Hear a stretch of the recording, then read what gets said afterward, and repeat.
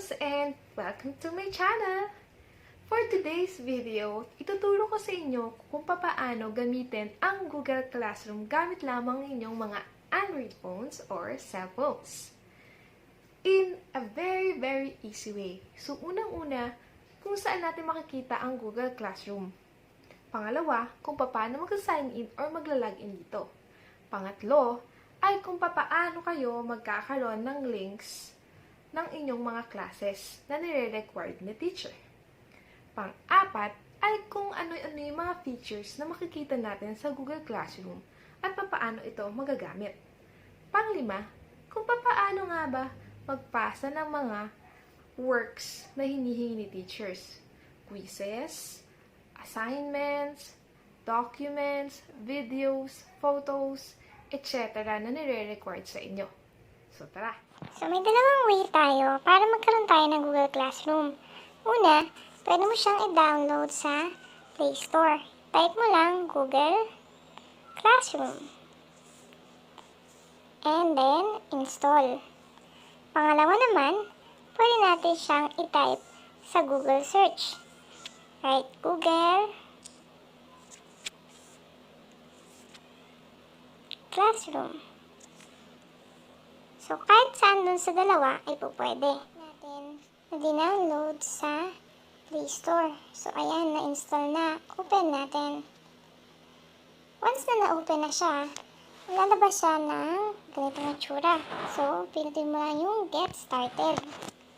Tapos, ipili ka ng account na gagamitin mo para sa iyong classroom. So, ito yung pipiliin ko. Ayan.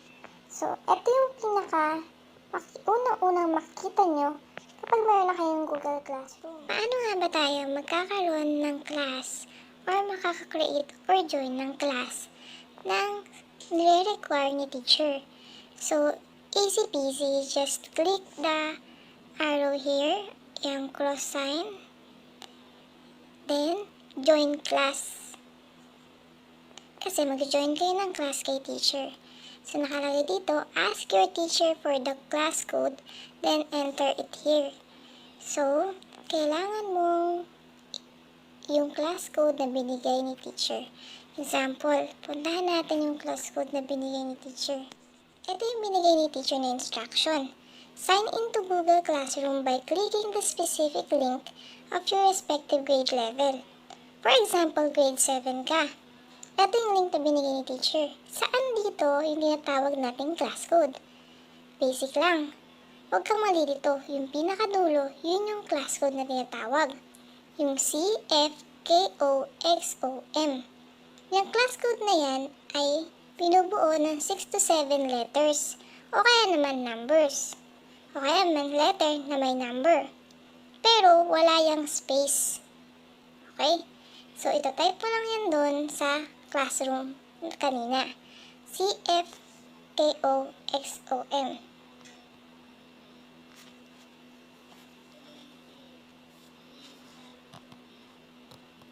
Ayan. Kailangan sakto dun sa binigay ni teacher. Then, kapag okay na yan, pinutin mo lang sa taas yung join.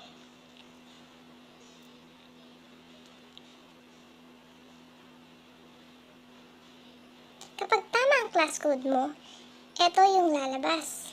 So, tingnan natin. Grade 7 Visual Arts Specialization. Ayan. Tama yung pinindot natin na class code. Makikita mo dito na nag-post na si teacher. Ayan o. Hi everyone! Welcome to your specialization class. Then, may mga assignment na rin siyang binigay at activity. Alright. So, ano na yung mga function na makikita natin dito? Or, paano natin siya gagamitin? Yun na yung pang-apat. Okay. So, kung makikita nyo, meron dito sa baba stream, classwork, people. So, unahin natin yung stream. Ano ba yung stream? Dito mo makikita yung mga post ni teacher. Pwede kang mag-share sa mga klase mo ng post or comment. Pwede kang mag-type ng hi everyone. Ayan.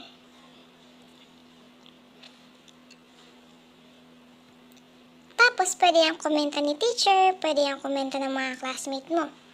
Okay? Ngayon, nag-type si teacher dito, hi everyone, welcome to your specialization class. So, pwede mo siyang lagyan ng comment. Okay? Or pwede rin siya lagyan ng comment ng mga classmate mo dito. Next. Yan, meron rin ditong assignment na makikita mo sa stream. Okay? Next, classwork. Pag pinindot mo yung classwork, doon mo makikita yung pinapagawa ni teacher. Ayan, activity 1, pindutin yung activity 1. Trick or treat artwork contest. So, pindutin natin. Ayan, nakalagay dito, 50 points. Mababasa mo ngayon dyan, yung instruction na pinapagawa sa'yo ni teacher. So, paano ka makakapagpasa? Okay, madali lang yan. Sumawa, natapos mo na yung pinapagawa ni teacher, no? Tapos magpapasa ka na ngayon. Ayan, hanapin mo yung saan dyan ipapasa mo. For example, ito yung ipapasa ko. Upload na yung pinindot natin kanina na ipapasa natin. Tapos, kapag okay na yan, lagay mo lang turn in. Okay? Then, click mo lang submit. Ayan, nasubmit na natin. Paano kapag mali yung sinubmit ko? Hindi pala yun talagang isasubmit ko or may kulang or may gusto kong i-edit. Ilagay mo lang, pindutin mo lang po ulit yung unsubmit. Then, unsubmit natin siya. Okay? Tapos, X mo to. Para ma-remove siya. Ayan, remove. So, automatic, wala na yung pinasa natin. Para magpasa ka ulit ng tama, ganoon lang ulit. Add attachment. Tapos, file lang ulit. Kunyari, picture naman. Dito tayo sa images. Yan, picture. Yan, example lang to ha. Kunyari, okay na. Pag wala ka na idadagdag, lagay mo na turn in. Then, submit. Ayan, meron na. Work submitted. Okay. Then, para malaman natin kung meron pa tayong mga gagawin na hindi natin natapos, pinutin lang natin itong 3 bar sa taas. Tapos, puntahan lang natin yung to do. Ayan. Dito sa to do, makikita natin na wala na yung activity 1 dahil natapos na natin o nakapagpasa na tayo. Check natin yung done kung talaga naipasa natin. Ayan, naipasa natin sa activity 1. O, gawin naman natin yung activity 2 ngayon. Ayan. For example, ayan no. Pwede tayo mag-add ng attachment. Tapos, file lang ulit. And then, yung i-send mo kay teacher. Okay? For example, kulang pa yan. Dalawa lang na pindot mong picture. Kulang pa ng isang picture. Add ka lang ng attachment ulit. Tapos, file. Then, yun. Pag okay na lahat, turn in. Okay? Then, submit. Yan. Work submitted. Yay! Good job! Kung mapapansin natin, wala tayong nakalagay sa to do. Ibig sabihin na ipasa na natin.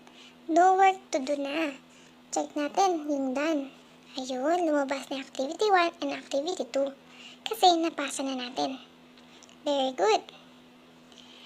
Mas madali talagang gamitin yung application ng Google Classroom kasi hindi mo na kailangan mag-login na mag-login.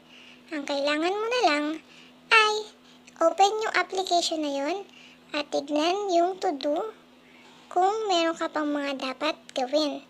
O kaya naman, puntahan mo lang yung classes, pinutin mo lang itong mismong klase na pinasok mo, tapos punta ka sa stream para makita kung may post ba yung mga klase mo or si teacher.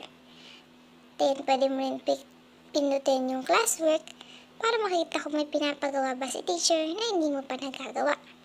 So, ganoon lang kadali. Kung meron pa kayong mga questions at naguguluhan pa kayo, please comment down below at sasagutin natin yan or gagawan natin yan ng another video. I hope may natutunan kayo. Thank you! Please give it a like, a share, and of course, subscribe and click that notification bell for more videos. Keep safe!